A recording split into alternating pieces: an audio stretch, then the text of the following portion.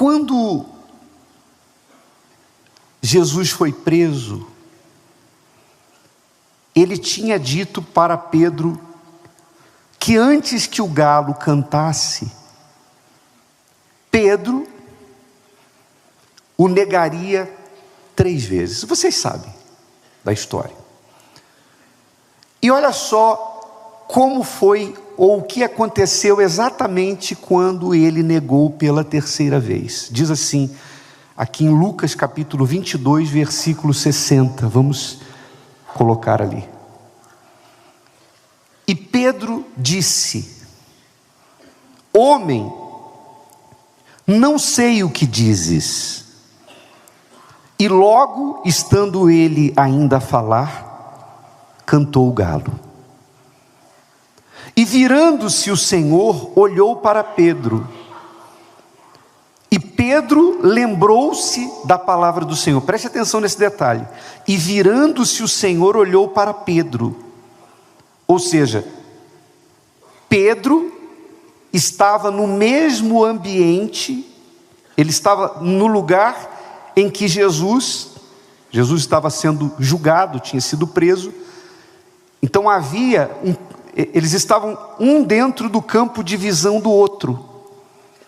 E na hora em que Pedro negou pela 3ª vez, o galo cantou, e como diz aqui, e virando-se o Senhor, olhou para Pedro. Imagine o olhar de Jesus, que eu creio que não foi um olhar de condenação, mas de misericórdia. Como quem diz assim: isso aqui está acontecendo para você se conhecer, você enxergar, Pedro, que você não estava preparado, a sua real condição. Então, e virando-se o Senhor olhou para Pedro, e Pedro lembrou-se da palavra do Senhor, como lhe havia dito: antes que o galo cante, hoje me negarás 3 vezes. E saindo Pedro para fora, o que ele fez? O que é isso? Isso se chama arrependimento. E é isso que é necessário para que alguém alcance o perdão, independentemente da gravidade do que se tenha feito. Pedro negou Jesus. Isso não era pouca coisa. Mas naquele momento, ele se arrependeu e chorou amargamente. E esse choro é o choro da tristeza, que é a tristeza boa, porque ela produz salvação, ela produz conversão. Muito bem, Jesus foi preso, Jesus foi condenado, Jesus foi crucificado na 6ª-feira, morreu, foi sepultado, passou o sábado, e no domingo pela manhã, Maria vai ao túmulo e encontra o túmulo vazio. Jesus ressuscitou. E um anjo disse isso aqui para Maria. Marcos capítulo 16, versículos 6 e 7. Ele, porém, disse-lhes: não vos assusteis, buscais a Jesus Nazareno, que foi crucificado. Já ressuscitou, não está aqui. Eis aqui o lugar onde o puseram. Agora preste bem atenção nisso. Mas ide, dizei a seus discípulos, e o quê? Não bastava dizer discípulos. Ide, o anjo mandou Maria levar um recado para os discípulos. Ele disse: mas ide, dizei a seus discípulos e a Pedro, que ele vai adiante de vós para Galiléia, ali o vereis, como ele vos disse. Por que o anjo não falou apenas dizei aos discípulos? Porque já englobava todos. Por que ele falou e a Pedro? Porque naquele momento Pedro precisava ouvir aquilo. Se Maria chegasse e dissesse assim: olha, Jesus mandou dizer para vocês que ele ressuscitou e ele vai encontrar vocês, Pedro certamente se excluiria e iria dizer assim: ele sim, Eu não, porque eu o neguei. Mas naquele momento que o anjo disse: é a Pedro, foi a confirmação de que ele estava ainda nos planos de Deus. Foi como se Jesus, se o céu tivesse mandando um recado para Pedro, dizendo assim: Deus não desistiu de você, e você continua fazendo parte dos planos dele. E é isso que eu quero dizer para você. É isso que eu quero que você entenda. Não importa o que você tenha feito, não importa o motivo pelo qual você acha que está excluído, se você acha que está excluído, que de repente Deus não te ouve, que não tem mais jeito. Tem gente que inclusive o diabo usa a própria palavra para dizer assim: a Bíblia diz que pecar contra o Espírito Santo não tem perdão.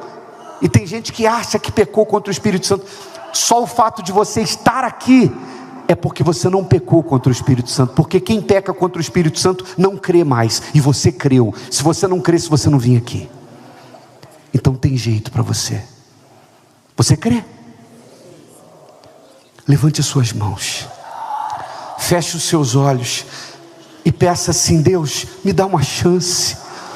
Olha para mim, assim como o Senhor olhou para Pedro. Olha para mim e me dá uma chance. Me dá a chance de reconstruir o meu altar, de recomeçar a minha vida com o Senhor, de mudar esse quadro, de mudar essa situação. Isso, clame a Ele agora, do jeito que você souber. Você não precisa escolher palavras bonitas, basta que elas sejam sinceras. Talvez há muito tempo você não levanta as mãos e se coloca na dependência de Deus, mas o Espírito Santo preparou esse dia, essa hora, esse momento, porque Ele quer te ajudar, porque você ainda continua nos planos dEle, e Ele preparou esse momento para que você chegasse até aqui. Então clame a Ele agora, fale com Deus agora. Eu vou deixar você orar, eu vou desligar o microfone e você vai orar. Os obreiros estendam as mãos para cá e clamem por eles também. Nós vamos orar. Isso, fale com Deus, mas eu vou orar fora do microfone. Fale com Deus, desabafe, coloque-se diante dele. Senhor, eu não posso viver longe de ti. Fale o que vem de dentro de você, fique à vontade. Bota força aí, gente.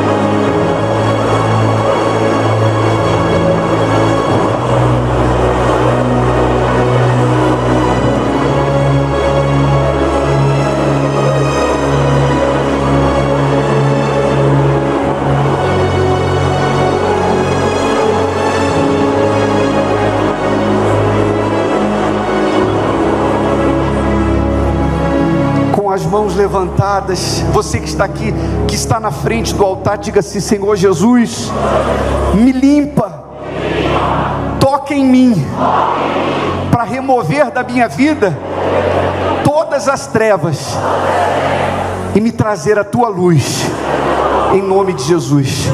Coloque as mãos sobre o seu coração agora, com os olhos fechados, fique em silêncio. Agora Deus vai responder. Agora Deus vai trabalhar. Só fique em silêncio. Se Deus falou com você através desta mensagem, compartilhe.